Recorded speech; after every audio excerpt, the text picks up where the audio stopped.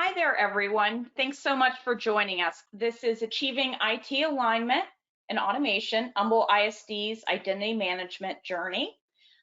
So without further ado, let me introduce today's presenter. We have Dustin Hardin, who is the CTO of Humble ISD. And with that, I will pass things over to you, Dustin.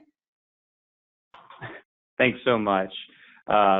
Again, thank you everyone for listening today and listening on a Friday. I've been working in K-12 14 years now, multiple school districts, and I think that's very important because I know a lot of districts that are, a 5,000 student district, 20,000 student district, 40,000 student district. We all have different needs. We all have the same goals though. But what's really important, I think, with today's session, identity management is something that spans across regardless of the size of your school district. And the best thing is it's something that, regardless of the size, it's something you can implement and you can benefit from doing this. So go ahead and go to the next slide, please. So real quickly about Humble ISD, we are just north of Houston, Texas. It's pronounced Humble. Some former oil and gas family of some kind was here. And we have 45,000 students over 45 campuses, about 5,000 staff members, actually 7,000 staff members. And as you can see from our device count, we have more devices than we have people, which is always fun, especially after the COVID year. And we are one of the fastest growing school districts in Texas. In fact, even during COVID, even with all of the virtual learners, our school district still grew in the student count that we had. Not as much as we anticipated, but we still added students. So we're actually opening 2 new campuses next year because of the growth.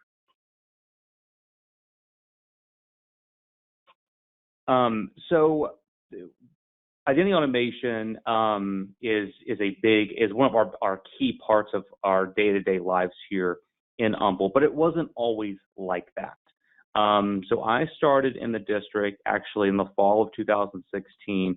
By the time I got here, however, they had already started this implementation. As most districts, at some point in the past, we were all Nobel districts. We were still that way the summer of 2015. And to help that migration from Novell eDirectory and all the Novell components, we brought in identity automation to help with that. I'll get into kind of the additional benefits of what identity automation has done for us since then. But that was the initial purpose, is to make that migration. And actually, students didn't have accounts at all at the time. We were just creating staff accounts, and all students just logged in with a generic student username and password, which, as we all know from a security standpoint, is a terrible idea. So with identity automation and their product Rapid Identity, we were actually able to create student accounts for the first time, tap it into our SIS, and then automating and syncing all of our staff accounts with our ERP and HR system, all of our student accounts, our student information system. And then in the fall, kind of utilizing more of the tools of Rapid Identity, we made the migration from GroupWise to Google and actually created every student account in the district utilizing Rapid Identity as well. And that last little bottom part there, actually I came on board and my director of customer service, Fong Lee, came on board, and he wanted to make sure that was highlighted as a milestone of the product and project. So before we actually implemented Rapid Identity, we had 3 full-time staff members. All they did was create accounts. They created every staff account. We did create a handful of student accounts when we needed to, but it was far and few between. Whenever new employees were hired, we were never told when those were when they started, so it was usually a rush. Someone had already been there a week. They didn't have an email account. We never knew where people were at, so we had to manually update our email memberships. So if a teacher moved from one middle school to the other, we had to manually go make that change, and sometimes it was weeks or even months afterwards. They weren't part of the email chain. We had one systems integrator. That's all he did was in charge of building all of these scripts and managing all of these custom imports and exports. And our help desk staff of 3 people, all they did basically all day was help with password resets, because we had thousands of users, and that's about all the time they had to do. It was an absolute nightmare with no SSO portal or portal whatsoever. People just had to keep bookmarks of everything. Trying to communicate that out was not fun if a domain name changed of any kind. Most people just kept their passwords on a sticky note somewhere, and there were no password policies. People had very short, basic passwords that they would keep track of. Thankfully, and going to the next slide, after doing Rapid Identity, we were able to repurpose almost all of those positions. The 3 support staff became supervisors for technicians. The help desk staff was able to become a true help desk, not just a password reset department. And the systems integrator was able to work on higher level integrations and not just moving data from one system to the other. So after this was fully implemented back in 2016, now we're able to, every hour, new students that are enrolled automatically have their accounts. The groups, if a student withdraws from one campus and goes to the other, or a staff member changes positions from one campus to the other, all of the group memberships are automatically updated via our ERP system with no interaction with us whatsoever. Now we have the SSO portal that, especially during COVID, was crucial.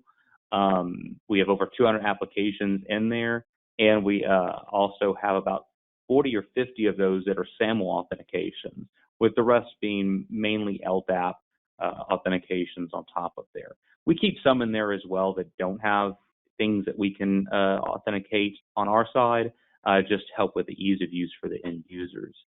A big thing that this does for us as well is that delegated account group management. Teachers can assist students with their own accounts, which means if a child forgets their password, they don't have to call help desk. Their own teacher in their building has access to reset their password without having to call us. And again, in a typical world, that's crucial, saves us tons of time and tons of man hours of fixing and resetting those passwords for students. Now we're able to kind of not necessarily self-service the students, but at least push that, delegate that work out to the teachers, who obviously the students have a great relationship with. It's really been helpful during COVID with that ability. The staff, they have the ability to know who they want on their own email list, so we're able to delegate that out. Again, if the employee is assigned to the campus and the ERP system, they're automatically on there, but there might be some special education teachers that are itinerant employees that are not in the campus on the ERP system. The campus has the ability to manage their own email lists and groups, which has been just absolutely wonderful. Another key thing is the sponsorship of accounts. We have a lot of vendors and people that come into the district.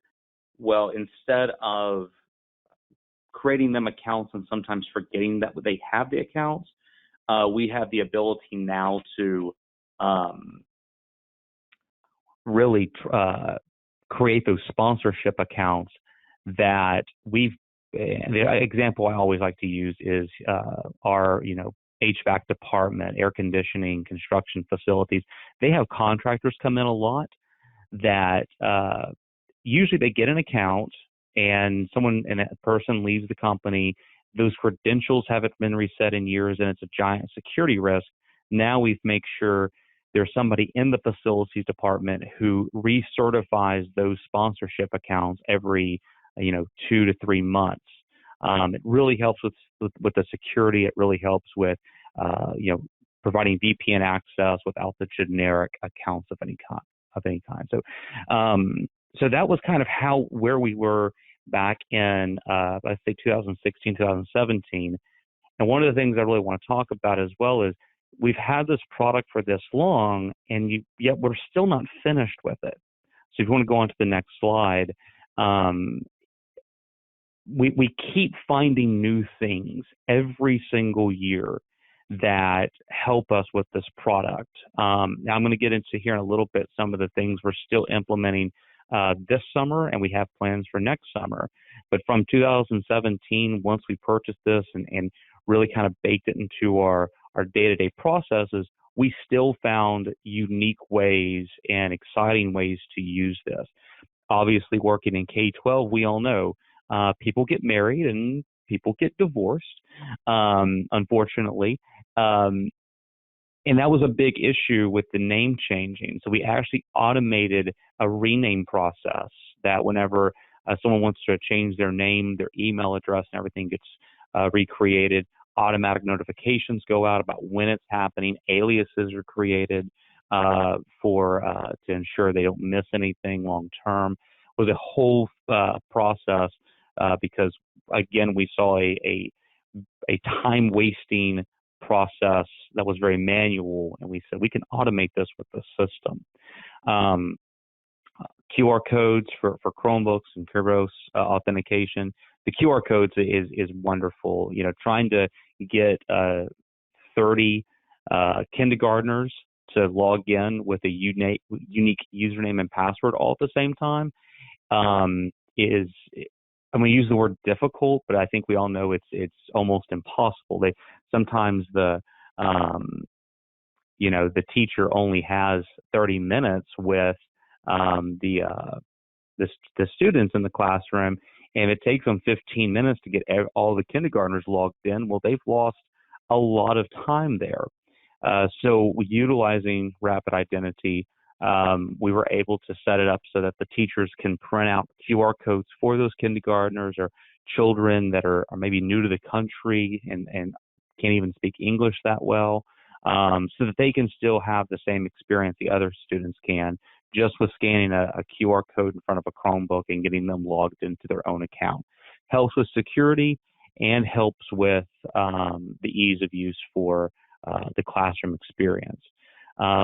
We started looking at all the other things we can provision and set up, and our photo ID badge system and physical access control with our badge access. They were kind of standalone systems, which was, in our opinion, very disruptive. You got a badge from HR, and then later on, you basically got another badge from facilities. And we were able to utilize Rapid Identity to merge those processes together and really take a lot of work off of the access control department and operations. They're kind of our best friends right now. So we were able to start looking at all these different systems that we could provision accounts and automate things besides the typical just Active Directory and email. As I mentioned before, we kept finding unique ways for account and group delegation and administration, putting the work and delegating it out to the campuses and departments. So it's not an IT function. We control the processes and policies, but the actual work we can allow other people to do. Google Classroom was a huge one. We have other LMSs, but there are some softwares that work great with Google Classroom for rostering. We utilize Rapid Identity and for that. So 42,000 courses, which is an insane number. So about 42,000 groups in Active Directory if they wanted to. And again, the instant disable of student and staff accounts. So in the, off chance that a human resources calls us, or there's a student who's doing something inappropriate, we have the ability to override our processes, our automated processes, and basically say these accounts need to be disabled immediately. And that takes account for, again, their badge access is turned off, their email is disabled, everything gets done very, very quickly. So those are, as we moved forward and became more mature with the product, some additional things we have been able to do. Go on to the next slide. So, and obviously we all know COVID hit, and again, this is such a the portal, we call it My Humble. A lot of people brand it on their own ways. We made sure all students knew to access their learning whenever they turned to virtual learning at the beginning of the school year. They all went to the My Humble portal. It actually centralizing all students to go there to access materials, access the LMS, access everything. We were able to find the district attendance, because the way that Texas did their attendance for COVID was about engagement. So the only way we knew if a student was engaged at home to begin with was, are they even logging into the system? So working with Identity Automation and their engineers, we were able to create automated reports out of their system of students who logged in, regardless if it was 1 in the morning, 9 o'clock in the morning, 9 o'clock at night. We were able to pull, the everyday students that were accessing things and turn that into attendance reports for the campuses. We were starting to find a lot more data of what systems are the students accessing, which is always important data when it comes to a bunch of other things. But for COVID, it was absolutely crucial. Again, as I mentioned, the campus staff being able to help all the students with their password resets. And if you Google Humble ISD and some other keywords, you will find that we were in the news for a DDoS attack the very first day of school, because again, we tell all the students to go to their My Humble portal. Of course, one of the students thinks it's cute to pay $15 and do a DDoS attack on us. So we ended up, recognizing this very quickly the very first day. And again, Identity Automation, their security consultants jumped in with us immediately, and we were able to recognize that it was a UDP flood attack, which ultimately allowed us to very quickly mitigate the DDoS attack. So that was really good and just amazing that how quickly they were able to pinpoint that this was the reason we were experiencing a problem. So as I said, this is not something that's a one and done purchase. We purchased this in 2015. 6 years later, we are still implementing new things with this, and this is very exciting for us. Right now, we're actually in the middle of moving the system from on-prem to the cloud.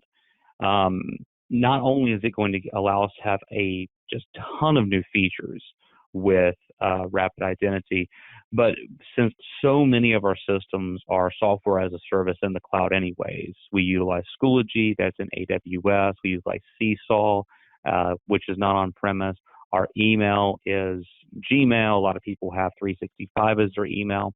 One of the issues we found that is if something happens on site to where for some reason the internet's down or whatever is going on premise, all of those SAML authentications get disabled and turned off because you can't have anything, you can't access your portal here. So we looked at it and did the risk analysis and found moving our portal and moving our all of our processes to the cloud would provide us a very unique and robust ability so that we won't have to ever worry about losing access to those key systems again if we have an outage on site. One of the things we're implementing right now is vaping. Now, of course, vaping sensors, not actually implementing vaping for the students. They're doing it on their own too much. We're implementing vaping sensors to try to find and catch these students that are doing this in the bathrooms.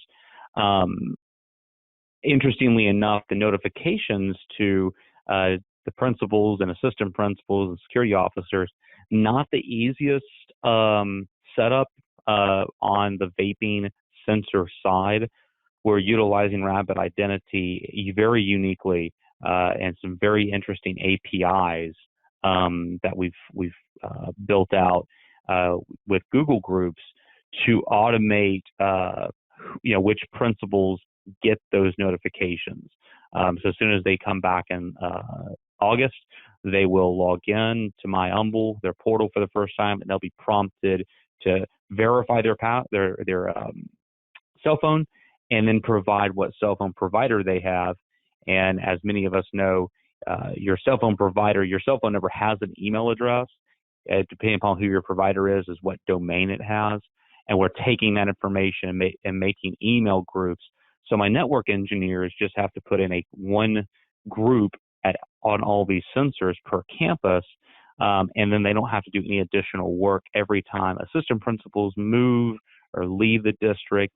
The system, RapidIdentity, will take care of all of that in the background for us. So very unique way of saving us hours upon hours. None of us want our network engineers managing systems and cell phone numbers. We want them doing networking work. So a very, very innovative way of using the system for that. Multi-factor authentication. It's one of the best things, in my opinion, of RapidIdentity. Is multi-factor comes with it for the most part. It's a very, very low cost. The account reps might not want me saying that out loud too much, but it is a very low cost multi-factor authentication for your whole district. And we're going to roll this out very slowly with how we're kind of targeting who gets multi-factor and who is required to use multi-factor to begin with. But there is an app that RapidIdentity has that you're able to download on your phone, ties right in with their system, and allows for that multi-factor component for security. We're going to start with IT and finance and HR and start rolling it out slowly to the rest of the district. And combined with that is tying in the multi-factor built in with this system, actually with our VPN. Everyone knows about the Colonial Pipeline issue and ransomware that happened. And doing some digging and reading the reports, turns out with a phishing attack, credentials were compromised, which turned into the bad actors using those credentials to access the system through Colonial Pipeline's VPN. I never heard of bad actors doing that, so scared me very. I couldn't believe that they were able to figure out which VPN they were using, what the DNSs were, and utilized it that way. But very fast, I've found that our firewall and our VPN you can utilize and tie in with RapidIdentity's multi-factor authentication. So that's going to be something we try to implement for every VPN user we have. It'll be required. And then next summer, we're hoping to start looking at a parent portal so that we can start looking at not just, trying to simplify the experience for the parent, but also the data behind the engagement of parents. A lot of times campuses struggle with parent communication, but what we don't know is, what we can't see is that parent is still logging in and putting lunch money in their child's lunch account. Well, if they're still doing that, there's got to be some way for that campus to communicate with that parent if they're struggling with that.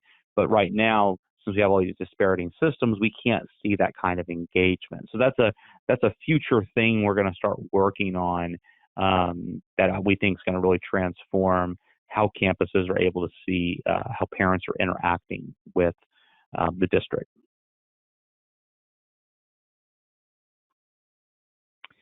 So some lessons learned from doing all of this. First and foremost, if you're not down this identity management path, I cannot state this enough. Work out the manual processes first. Document the manual processes first. First off, if you document how you are currently doing things, and then as you go along in this journey, you're able to see progression and able to kind of see where you started and where you're at now. We can tell the stories today, but some of the people who initially started this in 2015 in Humble are no longer here, and they were losing some of the knowledge about how things were and where things are at now. And there's something to be said of, well, why is it like this? How did we start like this? And having that initial documentation is so crucial. But it also helps 9 times out of 10, the problems districts have with implementing these systems have to do with district processes. It's not the system. It's not even your HR system. It's usually how you've done things for years and years, and sitting down and working out what those are before you start the process. You can see the benefits and see kind of where the problems are and where you can make some enormous improvements. Having a good source of record information, good data in, good data out. If you have an HR system without a lot of checks and balances about what kind of data is getting in there, then chances are when the accounts are automated and things are automated, it's going to not be good data in those systems either. So what this usually does is it highlights bad practices in some key areas. So it's very interesting to see once you start going down here, if the data is not good, if it's not, there aren't good records, all the other systems, you'll see that very quickly. I'm sure most of you know, not every vendor you work with believes in single sign-on. They don't believe in the integrations. They have some very unique things. So getting those student data privacy agreements in place with those vendors ahead of time and making sure that they know where you want to go with authentication and integrations is absolutely crucial. And then keeping kind of an inventory of, here's everything we're using, here are the ones that are SAML, here are the ones that are LDAP, here are the ones that don't use anything today. So maybe you can start having those conversations with them. And then, the working out issues, people will still try to blame you for all sorts of things in IT, and we all know that. So the more, all the auditing that we can get, all the logging that you can keep is absolutely crucial, because someone's going to put their password in incorrectly. Not that we keep audit logs of people's passwords, but there's not much you can do for that. But you can at least see when they change their password to let them know, well, you changed your password yesterday, and you might be using the one you had before. Really is helpful with all of that. Next slide. So that's our journey right now, and I can't stress this enough, that this is not a one purchase, one time thing, and you implement it, you're done. The product has so many features to it, but even more than the product, it's just the whole methodology of account management and identity management. It keeps growing and growing every day. So it's really impressive to see what RapidIdentity's been doing. And I'll tell you, it is, we just had some conversations internally. Identity management is one of our most crucial systems. Without it, literally nothing in our district works. So any questions from anybody in the audience? I'm not sure how we do questions. If the identity automation people could help me out with that. Yeah. Well, thanks so much first of all, thanks so much, Dustin, for presenting. If anyone has any questions, feel free to go ahead and submit those into the question box. It looks like we've got one here, Dustin. So just out of curiosity, from the pandemic and adapting to students suddenly not being in the physical classroom, are there any changes that you guys implemented that will carry over as students go back to the physical classroom? So, being here in Texas, we've actually been quote unquote back in the classroom since about September or October timeframe, depending upon the grade levels. Um, we basically allowed the parents to pick what they wanted to do. If they felt more comfortable with their child at home, their child stayed virtual. If they felt more comfortable with their child at school, their child came back. There are so many things that we're going to keep in place with processes. I honestly couldn't even begin to start a list because COVID really forced this digital transformation, and with that, there are so many things that we will probably never go back to. There was this big thing in the district. Not everyone gets VPN. Well, that's not the case anymore. Everyone needs VPN. We just have to secure it better. Not every teacher used the learning management systems. Well, now every teacher, it's a daily thing that they utilize that. We've even had, bad weather days here where even though we were having face-to-face classes, all of a sudden with a bad weather day, we were able to go completely virtual, and students didn't miss class or miss their learning experiences. It kind of sad on one factor. All of us remember, not here in Texas, but other places in the country, snow days. This might be the end of snow days that, kids get to go out and play in the snow, because technically you can just transition to virtual classes and just be able to learn from home.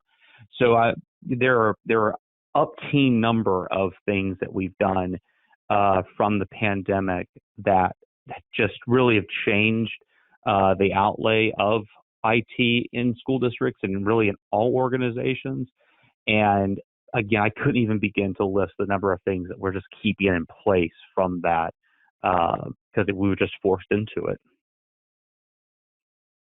Great.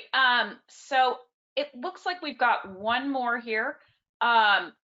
So you mentioned that parent portals are a future initiative that you guys will be implementing. Have you heard from the parents directly that they want more portal access to student resources? We've heard a little bit from parents. We've heard basically how they because again, their students and their children were at home, and they saw their children going to this great portal with all the resources that they need for their classes. And the parents, we have a website that has some of the links that parents would use, but it's definitely kind of dispersed all over our webpage about where a parent would go for this, or where a parent would go for that. So there have been some parents saying, why can't we have a similar, one-stop shop with everything we need? So but it hasn't been, I would say, a very loud request. But the only reason I think that is because, again, they see their children every day logging into the system at home on either district provided devices or their own devices, and they can see their children's work right there. That's been a big change. It used to be a parent would send their child off to school, the child would come home, the parent would have to kind of beg and plead for the child to tell them what happened at school. Well, with COVID, they were all there at the house together. They got to see firsthand, what the teachers were doing, what their children were working on. So that I think has helped with that, parents wanting to see more resources because they were seeing it live anyways right then. I think as we transition more back to face-to-face, I think that not necessarily complaint, but the request is going to come in. We want to see more of this. We want to see more of that. And just making it nice and easy for them with that parent portal, allowing parents to reset their own passwords for a lot of things, I think will be a great benefit for the community. Okay, great. Looks like one more here. Okay. Do you guys plan to implement MFA for students? And if so, what kinds of authentication will you be implementing for them? So I'll tell you, unfortunately, we don't have the slide here, but the MFA, the different options of MFA that Identity Automation have are basically all of them. They have so many options for you. We will probably start with recommending our staff members. So again, we're going to force keep groups, privileged access users. So IT, HR, finance, at a campus level, probably nurses, administrators, anyone who has access to student social security numbers, employee social security numbers. We're going to force those groups of people to use MFA. We're going to force all VPN users to use MFA. And then we're going to recommend the rest of the staff to do it. And there are some processes that we've seen built into Rapid Identity that when you log into your portal, you can enable it yourself. So it will basically be an option for the teachers and the rest of the staff to turn on. For right now, I see that maybe becoming a mandatory thing for staff members. After, I would think, 6 months or so of, I'm going to just be blunt and say, helping troubleshoot and helping roll out MFA to staff. If we see it going successfully, we see a reasonably high adoption rate, we might then turn it on, not forcing students into it, but at least allowing them to turn it on if they'd like to. And we might even have a lot of conversations with our campuses with that digital citizenship conversation with the students about how important MFA is, not just for their school district account, but for their social media account, for their banking accounts when they graduate. Every account they potentially have for anything, if multi-factor is offered, that needs to be something, in my opinion, that's part of that digital learning education that we give the students. And what better way to do it than allowing them to turn it on with their district account? As far as what types we're going to offer, I'm not sure yet. I know utilizing the app, and I think it's called Ping Me or something that Rapid Identity offers. That's going to be our preferred method because it's in my opinion, it's a very simple implementation. You download an app on your phone, you log in with the app, and then it's there for a two-factor password. But I know that they offer multitudes of options, and the more we get into this, multi-factor world, we'll start diving into what makes the most sense for which groups. But the first one we're going to do is the authentication app on the cell phone. That's going to be the preferred method and what we probably recommend initially. Awesome. And you nailed it on the name. It is definitely Ping Me. It looks Perfect. like that is all of our questions, Dustin. So I just want to thank you again for coming today and presenting to everyone. And thank you for our attendees for joining us. Like I mentioned, this presentation's been recorded, so we will be sending this out to everyone who joined us today, as well as anyone who wasn't able to join live. Thanks again, everyone, and have a wonderful weekend. Thank you.